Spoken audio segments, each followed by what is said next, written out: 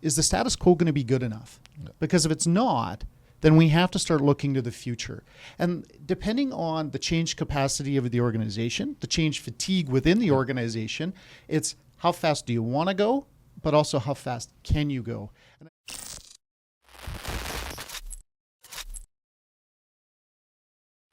So Troy, I'm super excited to be having this chat with you today. For everyone here, Troy is one of our newest brokers at Deliver Digital, and this is a chance for us to sit down one-on-one and get to know Troy a tiny bit better. We've had some beers, we've had some chats, we've had the opportunity to sit down prior to this journey, but I think this is a great opportunity for our audience and our listeners to get to know you as well. So to kick things right off, who is Troy? Tell us a little bit about yourself and about who you are and where you came from. Sure, absolutely. The 7-second elevator pitch, I guess. We'll try to keep it a little bit short, but not too long. So grew up in Calgary, so a Calgary boy. Mom and dad were both from small town Saskatchewan, so I tend to bring hopefully some of those roots with me. My grandfather was my one grandfather was a railman, and the other one was a farmer and that kind of stuff. And so we came to Calgary in the early 80s, grew up here, did high school and college here. And then after that, I think, the other formative pieces was able to backpack through Europe as a young fella. And then over to Japan. I lived in Japan for 6 years. So I feel like I want to unpack almost everything that you've said there. First of all, I maybe a color commentary here. I had the opportunity to do some work in Saskatchewan at a critical part of my career as well. And I feel like there's a lot of Saskatchewan transplants in Calgary. And I feel like you can always pick them out because they're the nicest, friendliest folks. there's a certain way about them.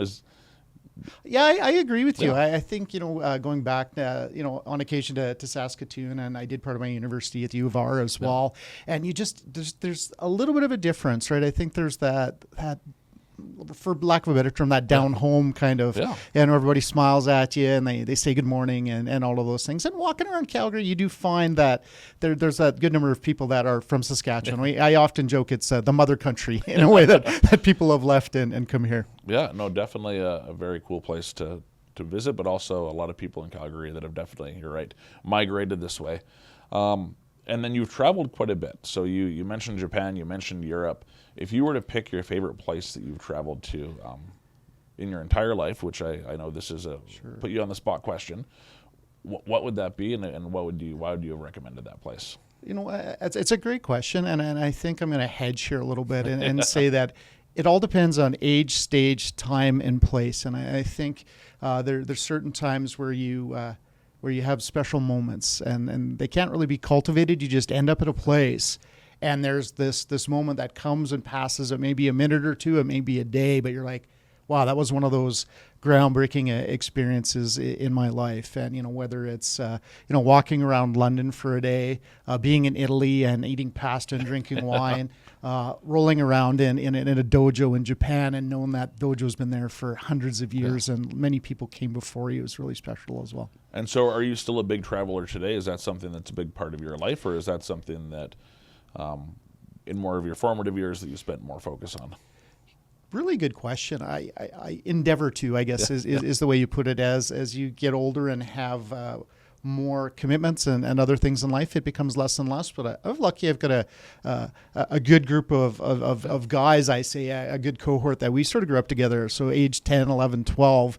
And every couple of years we try to do a boys trip or a trip out and about. And, we've done some really good things, everything from like Ireland to running with the bulls in Pamplona to doing other kind of fun stuff in and around. So it's been very lucky to do that. Well, I feel like you should be the one with the podcast to tell some of those stories.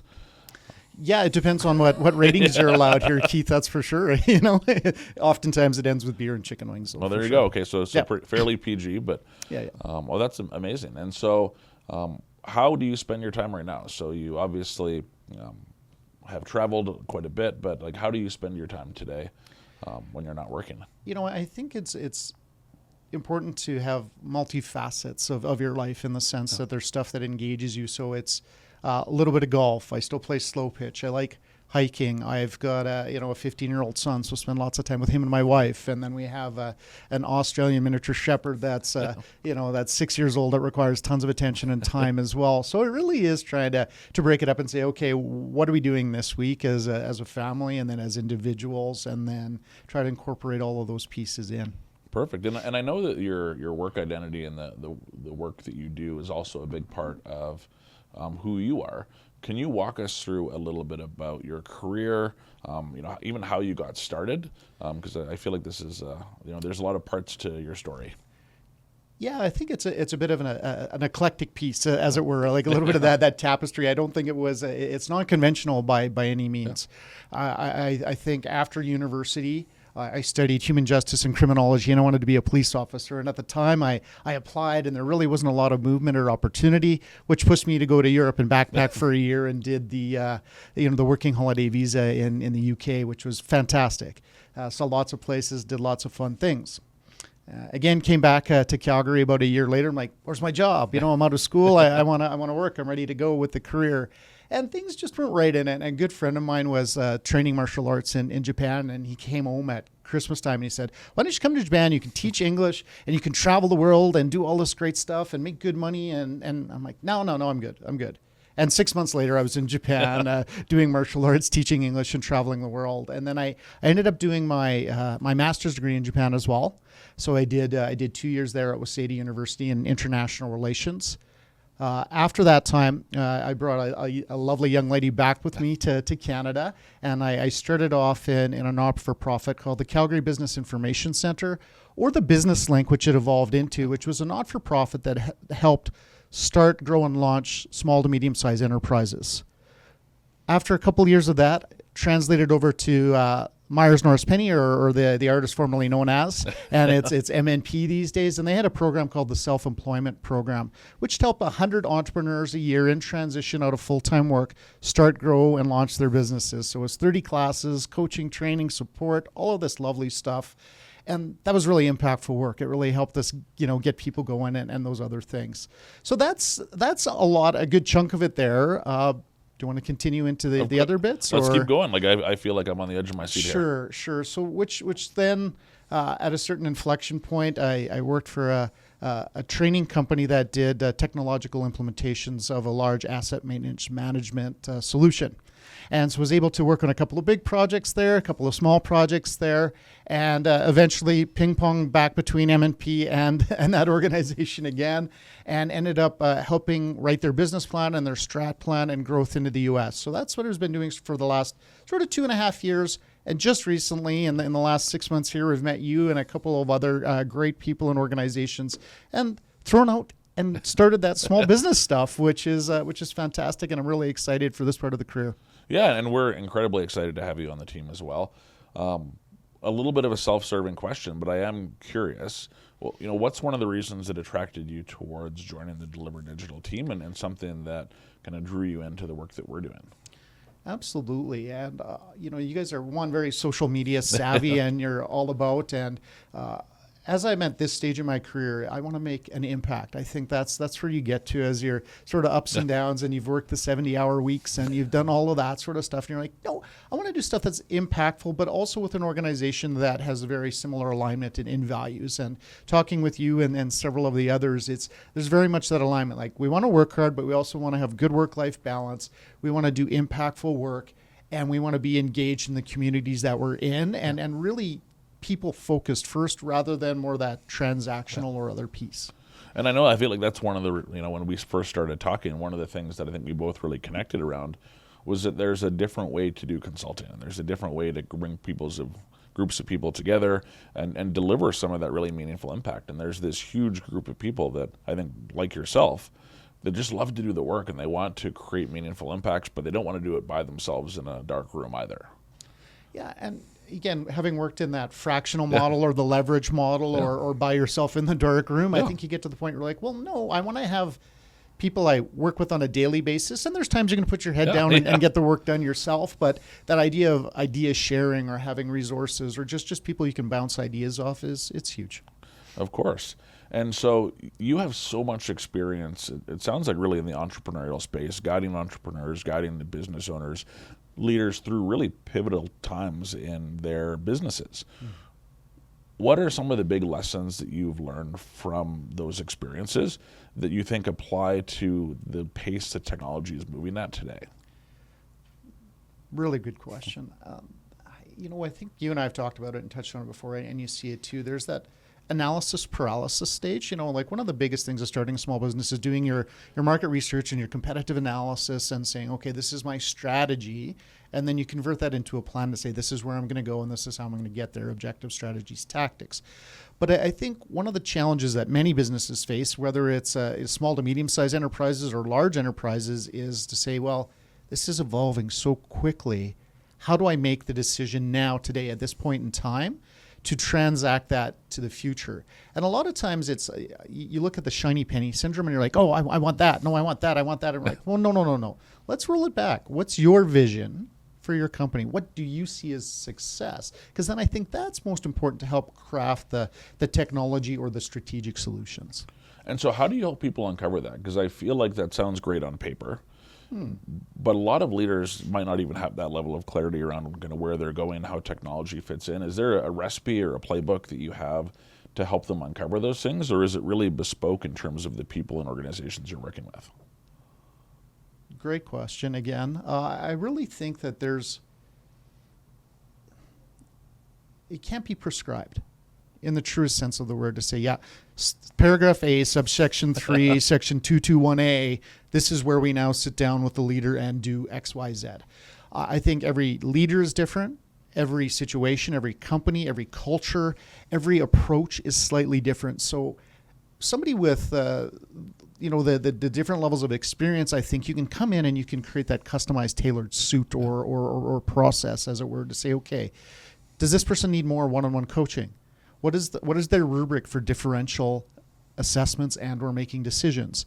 And then after we deal, or who deals with them, after you engage with that leadership group, how do you engage the rest of the stakeholders and get them on board and be involved in that change? Because if they're not involved and if they're not engaged, it's definitely an uphill battle for sure. Well, and this is one thing that I feel like becomes a really quick superpower of yours, which is that focus on the training, on the learning and development, and the people side of it, right? Because I feel like a lot of people also very tactically focus on these big shifts, these big investments, these technologies that hopefully solve the world's problems, but then forget about the 98% of the organization that has to use them every day. How do you factor that into the approach as you're looking at navigating organizations through these change and making sure that their people are really involved in that? The technology is important, and don't ever deny that fact. But I think what you have to realize, it's people. At the end of the day, people come to work, people drive the business, people drive success. So if you're not supporting people in the change, trying to flatten the curve and the deepness of that change, the whole what's in it for me, how do I get there? And I have seen this several times, and I'm sure many of the listeners out there have as well, as you're like, the project manager creates the timeline. He executes the timeline. They implement the technology. Everybody in the project team does their victory lap. Hooray, hooray. They have their beer and chicken wings and their party, and they go home. And the end user is left with light levels of training and no sustainment plan, no coaching plan, none of the resources and things that they need to succeed. Not to mention that if they haven't been change managed properly or involved and engaged in the process, there's still that resistance or resentment, which leads to lots of challenges and failures. So if I'm a business leader, when's the best time to actually engage and involve my people? Engage early and engage often, I think is the way to do it. I would say there's that needs assessment piece within the entire organization to say, okay, where are we now? What does our future state look like? What does success look like? Where do we want to be in 6 months, a year, 3 years, 5 years from now? And how do we build a strategy to get there? And I think there's sometimes, ignorance is the wrong word, but there's a myopia of leadership that they don't necessarily engage that person that's worked on the floor for 25 years and really knows all of the, for example, machinery from ins and outs to say, I know how this works. I can tell you a quick little example. I worked on a project where they came up with the process workflow diagrams and we're like, yeah, you guys train to this. Here's the PowerPoint. Here's the stuff you need to do. Here's how you do it in the system. And we actually got up to site, and The head guy on site says, no, we don't do it that way. And Calgary's wrong or downtown's wrong. And you're like, oh, okay. And so where do you go from there? Like, how do you back the truck up after you've done the needs of all of the training, the design, and then you're all the way to the point of delivery and it's wrong. But I'm sure that you see that so much where there's this decision that's made somewhere in a back room or in a boardroom somewhere where everyone puts their heads together and says, here's what the world should look like. Right. And they forget about the really important piece, which is who's actually using it, whose hands on keyboard, whose job or life or livelihood does this affect, and kind of how do those pieces fit together. I love that perspective that you're talking about, from really including those end users and the people that are engaging with the software in those shifts. Yeah, it really, to me, it gets down to the what's in it for me, right? Like at the end of the day, sure, what does leadership want? Well, they want a better bottom line, KPIs, more profits, this and that and the other. And as you go further down, sure, that may be as valuable to those ground level people. But in reality, what do they want? Well, they want validation. They want to be heard. They want to have some control over their destiny. And then ultimately, too, they're like, well, what's in it for me? Yeah. Well, maybe it's 50 less clicks a day, which is 5 to 10 minutes to your week. And over the course of your career, that's months of time back. Yeah. And so what do you say to leaders then that believe that this is important, but are also terrified at the speed things are moving at? And I'll provide an example. Sure. So let's say there's a theoretical engineering organization and their CEO knows that they need to implement, automation into their workflow. They know that it's important. They're hearing it from their board. They're hearing it from their investors. They're probably even hearing it from some of their senior leadership. And they recognize that they need to change the organization from a technology standpoint. And they believe that they probably should include their end users and their team. But they also feel this incredible pressure to move really quickly. How would you advise that CEO to balance the needs of really velocity and the needs of actually their people and team and the accuracy that they'd get from doing that upfront work? One of my favorite quotes is really in and around is, you can imagine a group of C-suite sort of sitting around and they're talking and they're sort of saying, well, what happens if we train everybody or we make this big change and they leave? And then the flip side of that question is, what happens if we don't and they stay? Yeah. Right? So the flip side of that is really, is the status quo going to be good enough? Yeah. Because if it's not, then we have to start looking to the future.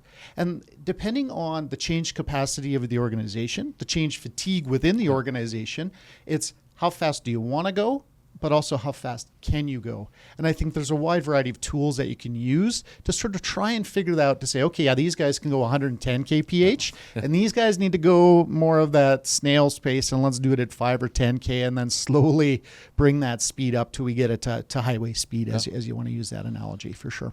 And you talked about KPIs, you talked about different frameworks, and so one of the things that I really admire about you is your deep knowledge of some of these frameworks and some of these best practices that you can apply to organizations, and not necessarily to be really rigid in your approach, but to have a pretty deep tool belt to draw upon.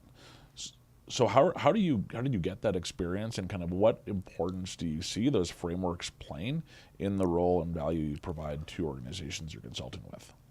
And, it's one of those ones, I think you take a look at the hands or the nose or the face. It's like, it's the scars that you pick up along the way. But, again, back to the eclectic piece, I've been lucky enough to work a lot with small businesses, do management consultant work in the HR field, work in the technology field, and sort of migrate between the two. But I think there's always what you call ladders or pillars of sort of strength. You're like, yeah, I learned a really good lesson over here. Is the skill set or is the knowledge or is the theory transferable? And sometimes the answer is yes, absolutely 100%. And sometimes, well, let's try and see. Yeah. And then sometimes it's like, yeah, maybe 50%, and let's see where we go from here. And then we start bringing in other ideas or pieces to try to move it forward. Very cool. And I love that analogy of kind of the battle-tested scars. And it's something that I've actually said a few times recently, which is the idea that the playbook, you kind of have to throw out. The speed that things are moving at right now, there is no playbook that says, here's how you implement AI into your organization. here's how you deal with security when you're not having to just defend against bad actors, but you're also defending against threat actors on the international stage. Right. And the pace of change is not slowing down. And so the people that I think are best equipped to guide organizations through that change are the ones that have a framework to be able to deal with things that are uncertain and apply those frameworks to the future. Yeah, absolutely. Like, I think it really is more of that. Like, I think when I first started in small businesses and we used to help people go for financing, we'd write these 50 to 120 page business plans, and you'd have all this sort of stuff, and then at the very end it'd be like your 5-year financial forecast, and the bankers love that 5-year, and then all of a sudden it was 3 years, and then now all of a sudden it's like, yeah, what's going on tomorrow? Like, where's my check? And I think that's very similar to the way that technology's advanced in the last decade, as well as it's become way more iterative in the sense that, what's today's issue? What's today's problem? How can I solve it? Yes, let's keep our eye on the horizon. And see sort of the problems that are coming, but we have to be a little bit more in the here or now and react a little bit more quickly rather than that really longitudinal, slow waterfall sort of style look at things. So have those realities, have they changed how you engage with customers or with people that you're consulting with, knowing that the traditional output of saying, okay, here's the next 7 years on a roadmap, isn't necessarily as valuable as it was? Has that changed the way that you approach some of these client relationships? Absolutely. I think most consultants in their career to say they've produced a vinyl trophy or two, but it's this great big shiny thing that ends up on somebody's shelf. And is it enacted? Maybe yes, maybe no, or is it too complex and too comprehensive that it's just back to that analysis paralysis or whatever it is? So I really think in the last several years, last 3 to 5 years, that nimbleness to say, okay, and maybe you meet with the client more often, or it's that coaching piece to say, hey, look, why don't we do this? Why don't we track it as much as we can? Let's track it from a qualitative and a quantitative state. And then let's sit back and let's also interview and talk to people and see how things are going. And then let's make those minor adjustments as we move forward, rather than that big bang say, yes, here is your new 4.0 software, and you're stuck with it for the next 20 years kind of thing. I totally agree. And I use the analogy of, people used to need the report. They used to need, okay, here's the playbook that we have, but now they just need the adult in the room. They need someone sitting beside them that helps steer the boat. And it might be a small, oar in the water, or it might be a full scale, we need to turn around, and everything in between. But I think they need that guide now more than ever, rather than just the shiny artifact that tells them where they are. And let's extend that analogy a little bit too. If you look at some of the major waterways in the world, you get these captains that are piloting these great big multi-billion-dollar cruise ships and whatever. But when they get to a local water, what do? They've got a pilot. Yeah. And that pilot comes on board and he takes over being the captain for a little bit, and he guides them through that waters. And once they're back into the great big ocean, he sort of says, yeah, you got it. It's yours. Continue onward.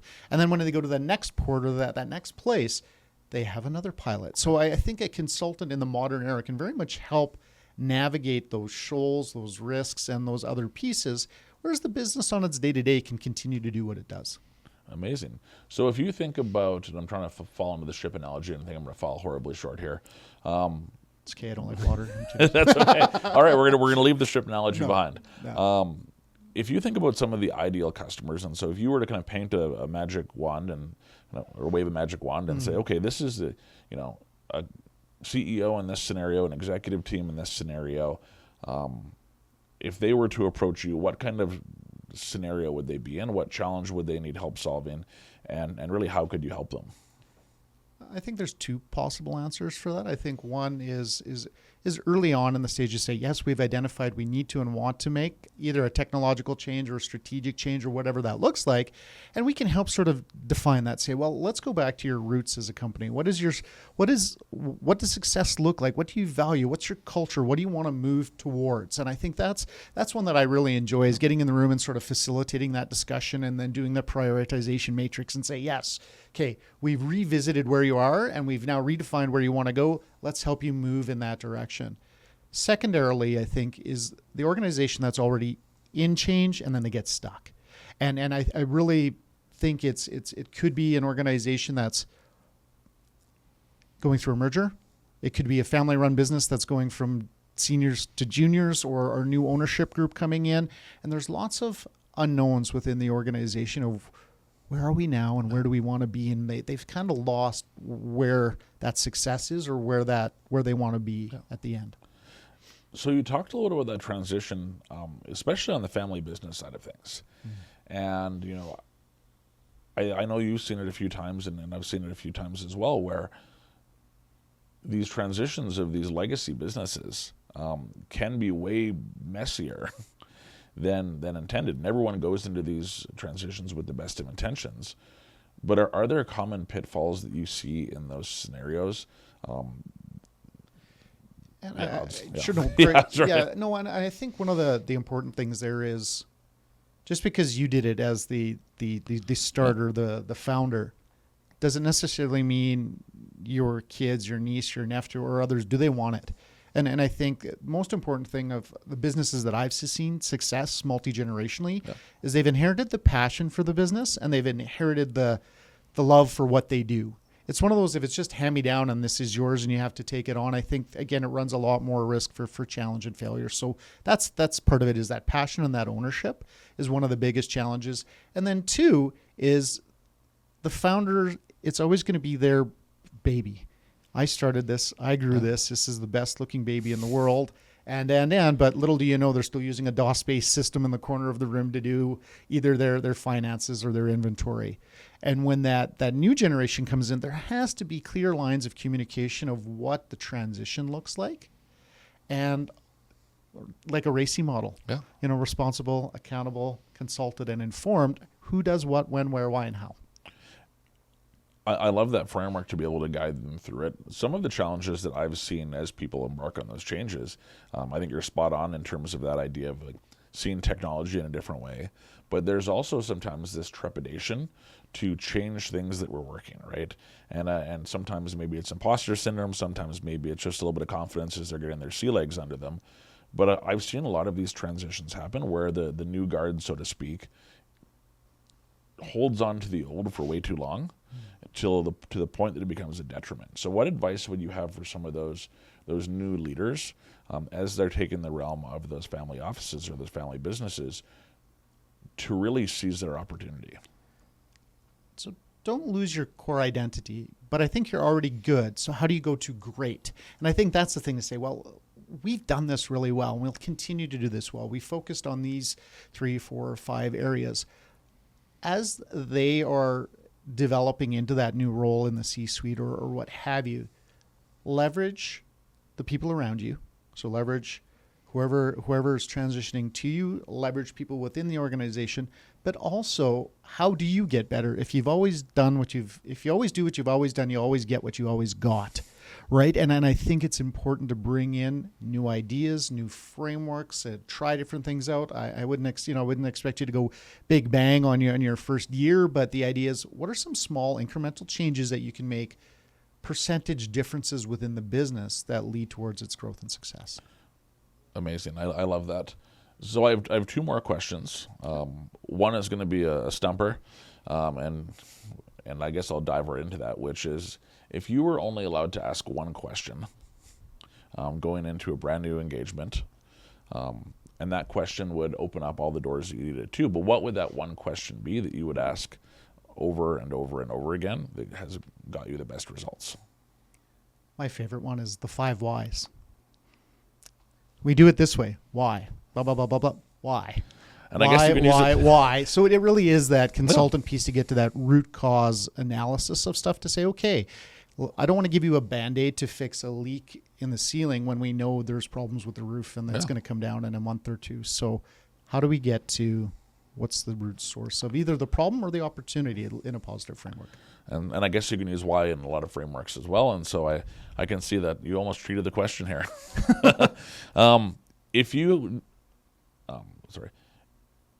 If there was one thing that you wish people knew about you before getting started on an engagement together, what would that be? Really insightful question. I think for me, and I look at my life and then the history of stuff, I have a lot of long tenured people in my life. Like my oldest friends are 40 some years now, right? And I think I look throughout my career. So I think to get back to that, it's relationship driven. So if you want to work with me or get to know me, or let's see if we have an opportunity to work together and go towards success together, let's go for a coffee. Let's go for a chicken wings or a beer if that's your thing. Let's do something together and see if there's an alignment. Because at the end of the day, I don't want to do something that you don't want to do and vice versa, right? Like we want to make sure that we're rowing in the same direction, as it were. I love it. I'm so excited to have you on the team, Troy. Thank you so much for taking the time to talk today. And let's see where we take this. Really excited to be here, Keith. And as they say, better and better, bigger and bigger. So let's do it. Cool. Thanks so much. Thank you.